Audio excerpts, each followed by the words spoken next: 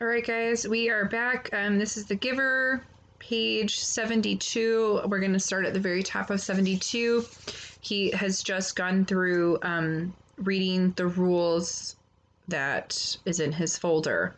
So, rule number 5, from this moment, you are prohibited from dream telling. Number 6, except for illness or injury unrelated to your training, do not apply for any medication.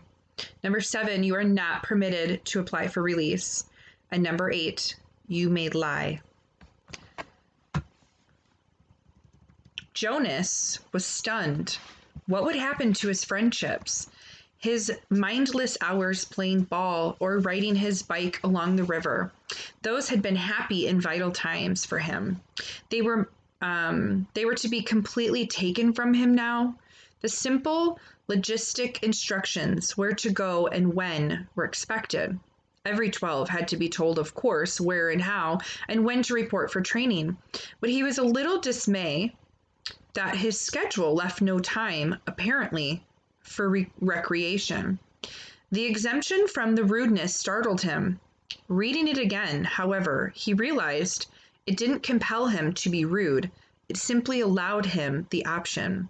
He was quite certain he would never take advantage of it. He was so completely, so thoroughly accustomed to curtsy within the community that he had thought of asking another citizen an intimate question, of calling someone's attention to an area of awkwardness, was unnerving. The prohibition of dream telling, he thought, would not be a real problem. He dreamed so rarely that the dream telling did not come easy to him anyway, and he was glad to be excused from it. He wondered briefly, though, how to deal with it at a morning meal. When, if he did dream, should he simply tell his family unit, as he did so often anyway, that he hadn't? That would be a lie. Still, the final rule said, well, he wasn't ready to think about the final rule on the page. The restriction of medication unnerved him. Medication was always available to citizens, even to children, through their parents. When he had crushed his finger in the door, he had quickly gasping onto the speaker, notified his mother. She hastily requisitioned relief of pain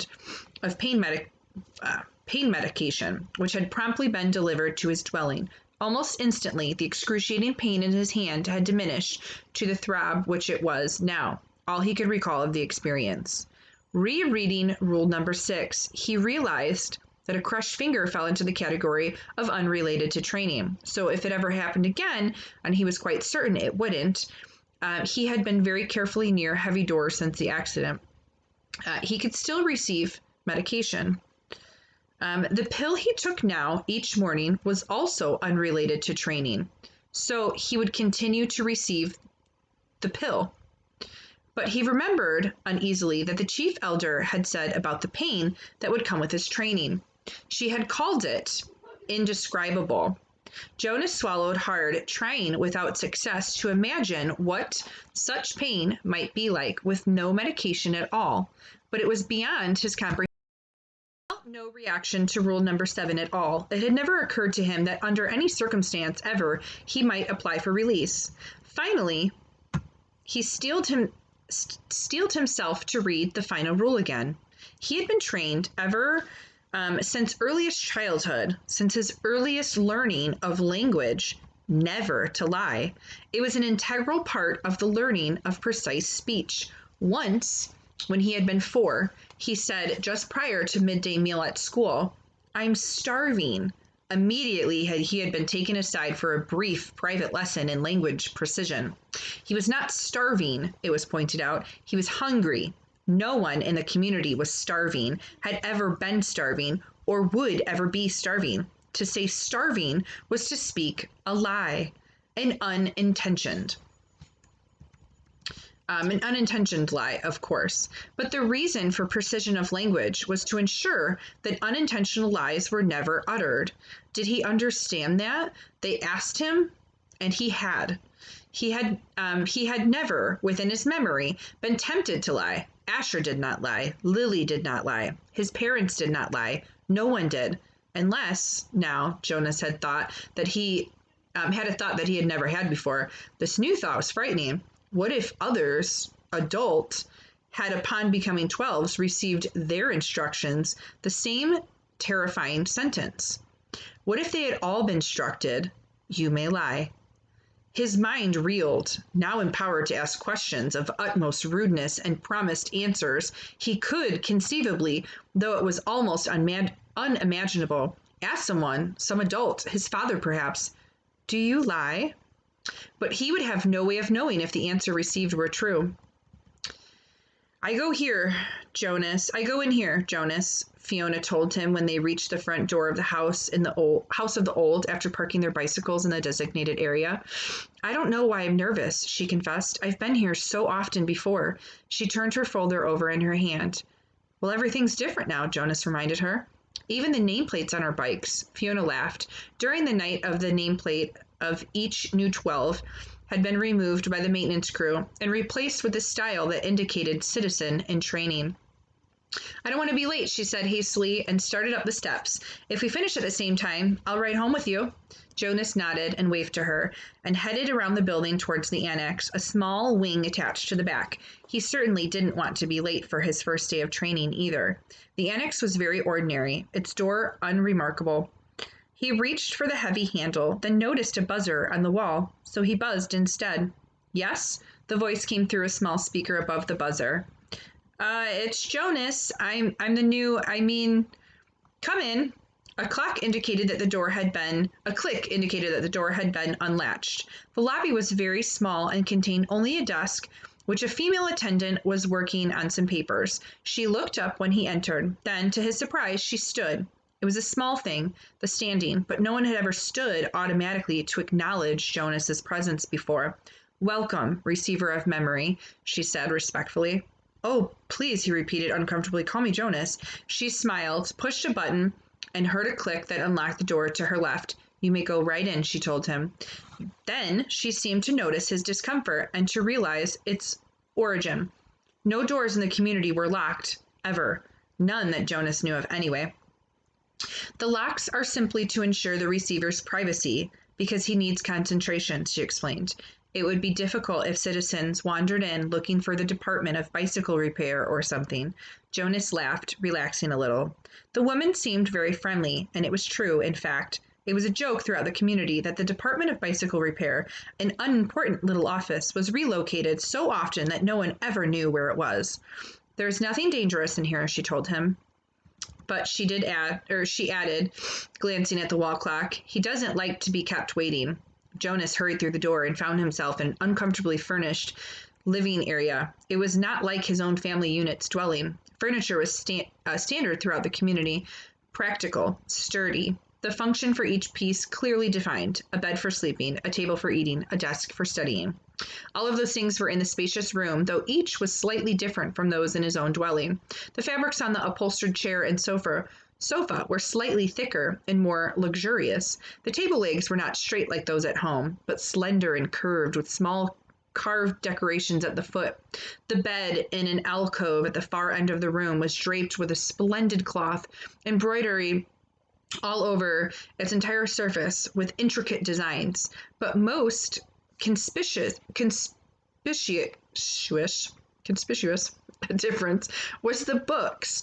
In its own dwelling, there were the necessary reference volumes that each household contained, a dictionary, and a thick community volume which contained descriptions of every office, factory, building, and committee. And the Book of Rules, of course. The books in his own dwelling were only the books that Jonas had ever seen. He had never known that other books existed. But this room's walls were completely covered by bookcases filled, which reached to the ceiling. There must have been hundreds, perhaps thousands of books, their titles embossed in shiny letters. Jonas stared at them. He couldn't imagine what the thousands of pages contained. Could there be rules beyond rules that govern the community? Could there be more descriptions of offices and factories and communities? He had only a second to look around because he was aware that the man sitting in the chair beside the table was watching him. Hastily, he moved forward, stood there before the man, bowed slightly, and said, "I'm Jonas. I know. Welcome, receiver of memory. Jonas recognized the man. He was the elder who had seemed separate from the others in the ceremony, though he was dressed in the same special clothing that only elders wore. Jonas looked self-consciously into the pale eyes that mirrored his own. Sir, I apologize for my lack of understanding. He waited, but the man did not give him a standard accepting of apology response. After a moment, Jonas went on, but I think, he corrected, reminding himself that the precision of language were ever to be important. It was certainly important now, in the presence of this man, that you are the receiver of memory. Selected yesterday. I'm not anything at all, not yet. The man looked at him thoughtfully, silently.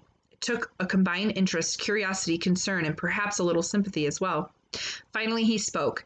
Beginning today, this moment, at least to me, you are the receiver. I have been the receiver for a long time, a very long time. You can see that, can't you? Jonas nodded. The man was wrinkled in his eyes, though piercing in their unusual lightness, seemed tired. The flesh around them was darkened into shadowed circles. I can see that you are very old, Jonas responded with respect. The old were always given the highest respect. The man smiled. He touched the sagging flesh on his own face with amusement. I am not actually as old as I look, he told Jonas. This job has aged me. I know I look as if I should be scheduled for release very soon, but actually, I have a very good deal of time left. I was pleased, though, when you were selected. It took them a long time. The failure of the previous selection was 10 years ago, and my energy is starting to diminish. I need what strength I have remaining for your training. We have hard and painful work to do, you and I. Please sit down, he said, and gestured toward the nearby chair. Jonas lowered himself onto the soft cushioned seat. The man dosed his eyes and continued speaking. When I became a 12, I was selected, as you were. I was frightened, as I'm sure you were, or you are. His eyes opened for a moment and peered at Jonas, who nodded. The eyes closed again. I came to this very room to begin my training. It was such a long time ago. The previous receiver seemed just as old as me, as I do to you. He was just as tired as I am today. He sat forward suddenly, opening his eyes, and said, You may ask questions. I have so little experience in describing this process, it's forbidden to talk of it. I know, sir. I have read the instructions, Jonas said, so I may neglect to make things as clear as I should. The man chuckled. My job is important and has enormous honor, but that does not mean that I am perfect. And when I tried before to train a successor, I failed. Please ask any questions that may help you. In his mind, Jonas had questions, 1,000, 1,000,000 questions, as many questions as there were books lining the walls, but he did not ask one. Not yet. We are going to end there. We are at the third paragraph of page 80. See you tomorrow.